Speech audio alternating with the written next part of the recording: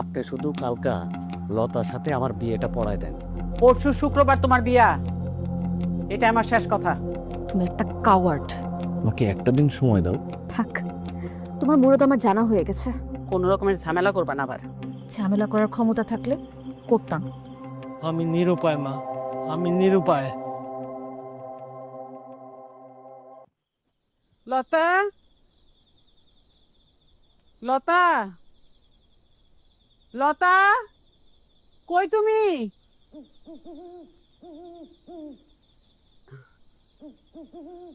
আরে আরে কই গেলে? এদিকে আসো। কি হয়েছে? আরে এদিকে আসেন। কি? লতা তো নাই। কথা নেই মানে? লতা নাই মানে লতা নাই, দেখতেছেন না?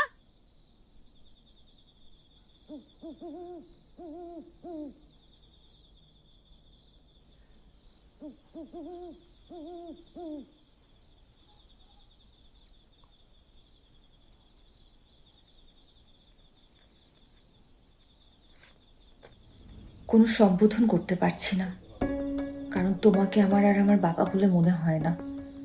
কোনো বাবা কি পারে তার মেয়ের স্বপ্নকে অস্বীকার করতে, তাকে একটা মাঝবয়সী অসভ্য লোকের হাতে তুলে দিতে? সৎমার প্রতি আমার কোনো চাওয়া ছিল না, শুধু একটা মানুষের মতো ব্যবহার আশা করেছিলাম। এই বদ্ধ কুমোট অন্ধকার জগৎ থেকে আমি পালিয়ে গেলাম। অন্ধকারের পরেই তো আলো। আমি সে আলোর খোঁজে যাত্রা করলাম। যদি কখনো মানুষের মতো মানুষ হতে পারি, তখন নিশ্চয়ই তোমার সামনে এসে একবার দাঁড়াবো। আর যদি না পারি, তাহলে মনে করো তোমার কোনো মেয়ে ছিল না।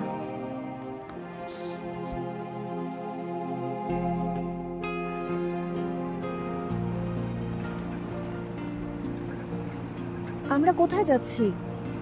আমার এক দুঃসম্পর্কের ভাইয়ের ওখানে গিয়ে উঠবো, তারপর চাকরি খুঁজবো। চাকরি পাওয়া যাবে? নিশ্চয়ই পাওয়া যাবে। এত বড় একটা শহর, চাকরি পাওয়া যাবে না? আমিও চাকরি করব। তুমি পড়াশোনা করবে, মাস্টার্স, পিএইচডি। চাকরি করার দায়িত্ব আমার। আমার নিজেকে মুক্ত পাখির মতো মনে হচ্ছে জানো। ওই বদ্ধ কুমুদ পরিবেশ থেকে কখনো বের হতে পারবো ভাবিনি। অভাব, মালিন্য, হীনমন্যতা আমাকে একদম শেষ করে দিয়েছিল। তুমি না থাকলে আমার যে কি হতো।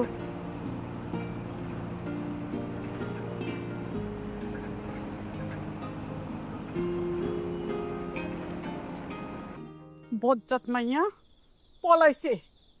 আমি আগেই ধারণা করছিলাম এই মাইয়া একটা না একটা অঘটন ঘটাইবই। এখন আমি কি করব? ফরিদ, টাকা, তোমার চাকরি, আমাকে কি হইব? আমাকে এত বড় একটা ক্ষতি করতে পারলো লতা? তুমি বসে আছো কেন? কি করব? যাও, খুঁজা মেয়েরে ধরে নিয়ে আসো। কোনো লাভ নাই জমিলা। খাঁচার পাখি মুক্ত হয়ে গেলে তাকে ফেরানো যায় না। আমি ঠিকই জানি ওই মোটর সাইকেল আলা ছেলেটার সাথেই পলাইছে। কি হলো? ওঠো। বাদ দাও জমিলা, তাও তার কখনো ফিরবে না। ঠিক আছে, আমি ফরিদের খবর দিই, ও নিশ্চয়ই কিছু একটা করতে পারবো।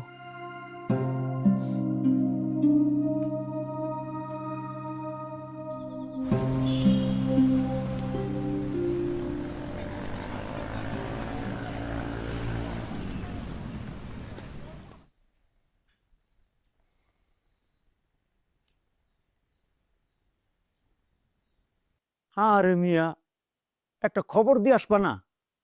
বউ নিয়ে আসছো, কোথায় থাকতে দেই? হঠাৎ করেই চলে আসতে হলো জহির ভাই। খুব বিপদে না পড়লে আপনাকে ঝামেলায় ফেলতাম না। আমার তো সামান্য চাকরি, ঘর তো দুইটাই, তোমাদের তো অসুবিধা হবে। না, কোনো অসুবিধা হবে না, শুধু একটা চৌকি হলেই হবে। সালাম চাচা যদি জানে তোমরা পলায় আমার এখানে আসছো, তাকে কি জবাব দিব? ভাই, আমরা বেশি দিন থাকবো না, একটা চাকরি পেলে একটা বাসা খুঁজে আমরা চলে যাব। চাকরি? ঢাকা শহরে একটা চাকরি খুঁজে পাওয়া খড়ের গাদায় সুচ খুঁজে পাওয়ার মতো। লক্ষ লক্ষ মানুষ ছুটছে শুধু টিকে থাকার জন্য।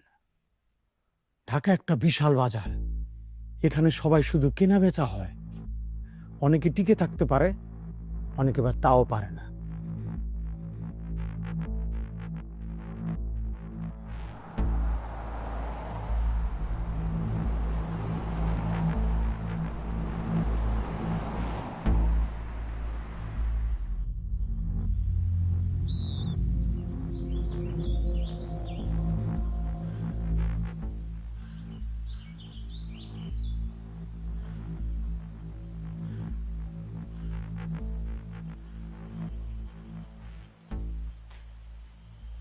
মা, আমি আসি। কোথায় যাস? কলেজে? আজকে না গেলে হয় না? মাসুমের কোনো খোঁজ নেই, তো বাবা এখনো ফিরলো না। ওই তো বাবা।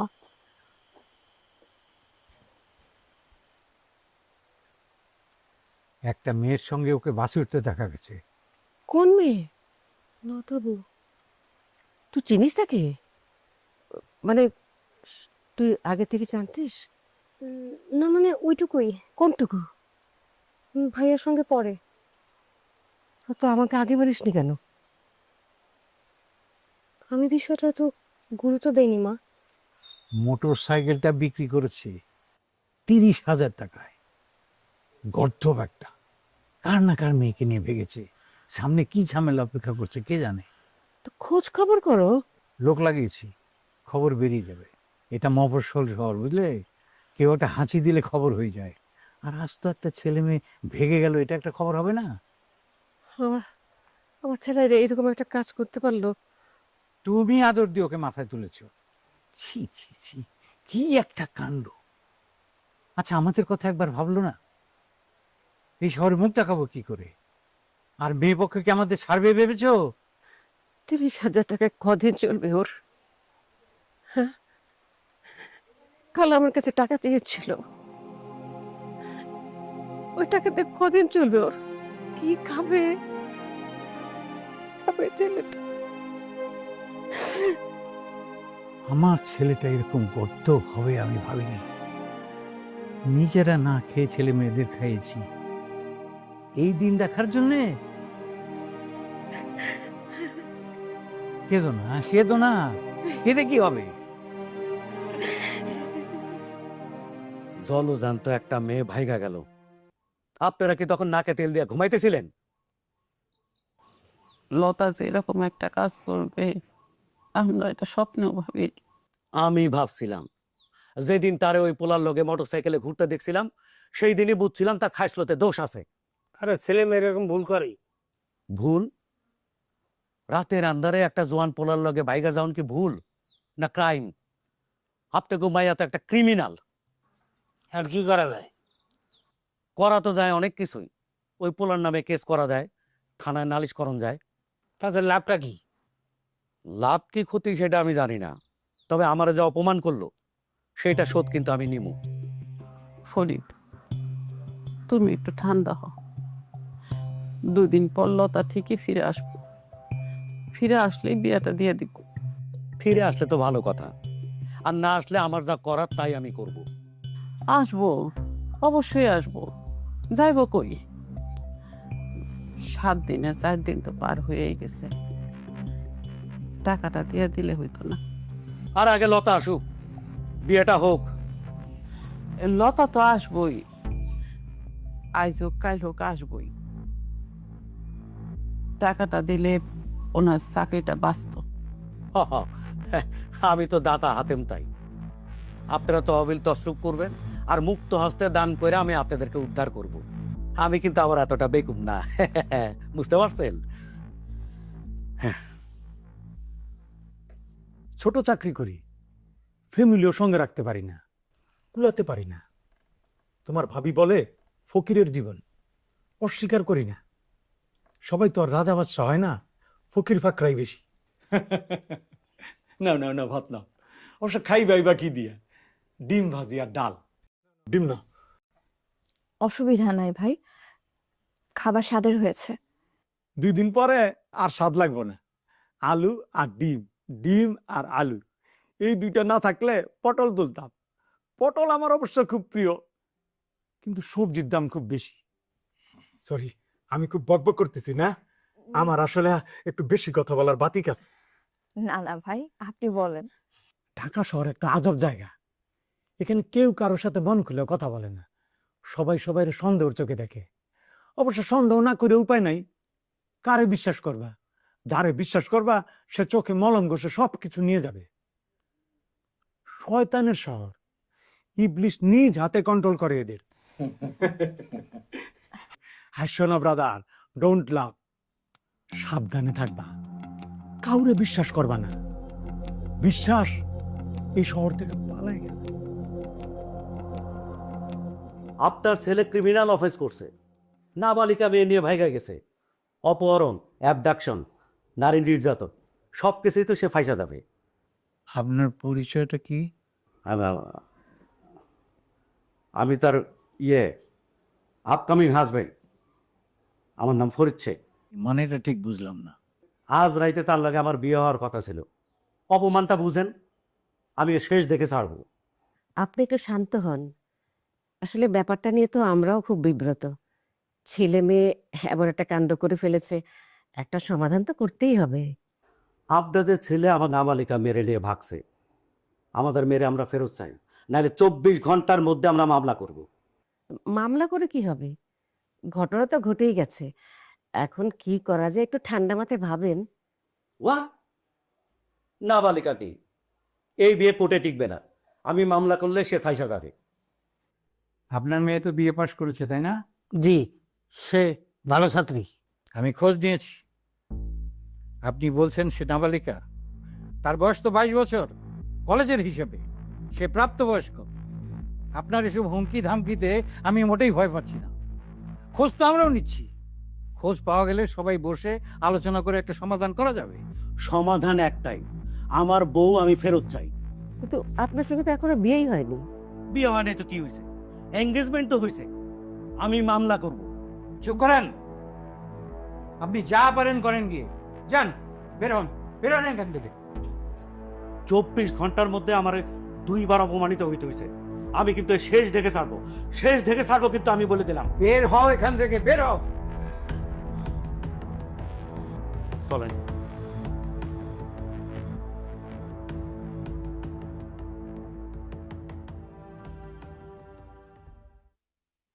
আরে মিয়া, ঘাবড়াইও না। পৃথিবীতে তোমরাই প্রথম পলায় বিয়া করো নাই। শত শত লোক পলায় বিয়া করে, পুলিশি ঝামেলা হয়, ঝগড়াঝাটি হয়, 2 পরিবারের শত্রুতা বাড়ে, শেষে 2 বালতি চোখের জল ফেলে সব বাবা মা মাইনে নেয়। আর যারা একটু করা, তারা নাতি নাতনির জন্ম পর্যন্ত রাগ ধরে রাখে। সকল ক্রোধই একসময় পাইনসা হয়। যা, ঘুমায় পড়ো, আমার আবার সকালে অফিস আছে।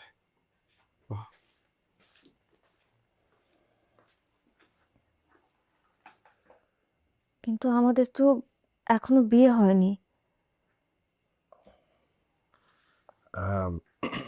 তুমি তুমি শুয়ে পড়ো, আমি একটা ব্যবস্থা করে নিচ্ছি। সকালে উঠে প্রথম কাজ হবে বিয়েটা করে ফেলা। হুম, না, এটাই প্রথম কাজ। ঠিক আছে, শুয়ে পড়ো।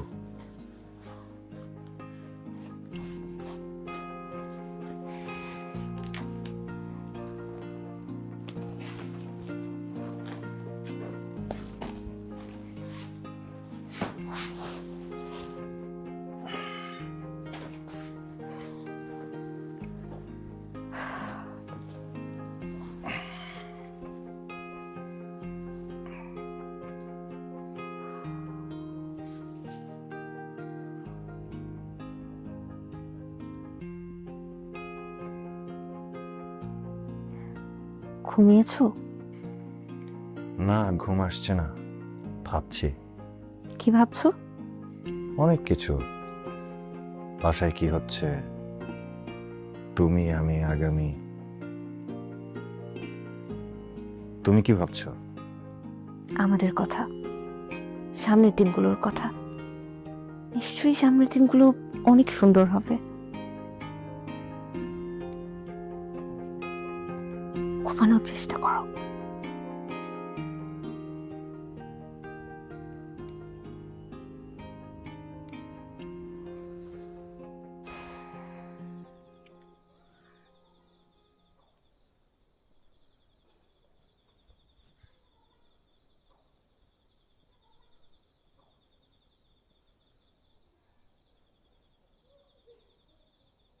ঘুমাবেন না? ঘুম কি আসবে?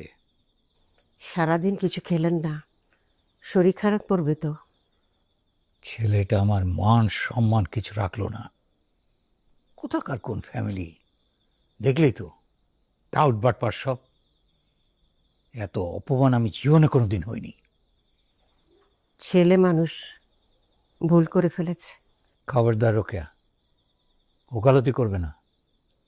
এটা ভুল না, এটাকে বলে অপরাধ। এর কোনো ক্ষমা নেই। আমাদেরই তো সন্তান, আমাদের একমাত্র ছেলে। না রোকেয়া, আমার ছেলে মরে গেছে, আমার আর কোনো ছেলে নেই। কি বলছেন আপনি? মাফ করে দেন ওকে, মাফ করে দেন। না রোকেয়া, এটা আমি পারবো না। তুমি আমাকে অনুরোধ করো না।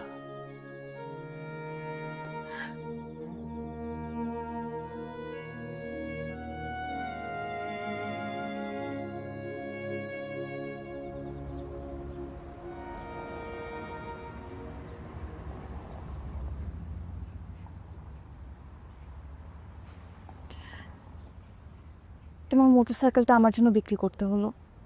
তোমার জন্য না, আমার জন্য। আজকে মোটরসাইকেলটা থাকলে আমরা একসাথে ঘুরতে যেতে পারতাম, তোমাকে জড়িয়ে ধরে বসতে পারতাম। চলো, বাসায় যাব। তোমাকে নিয়ে ঘুরতে যাব। যাবে?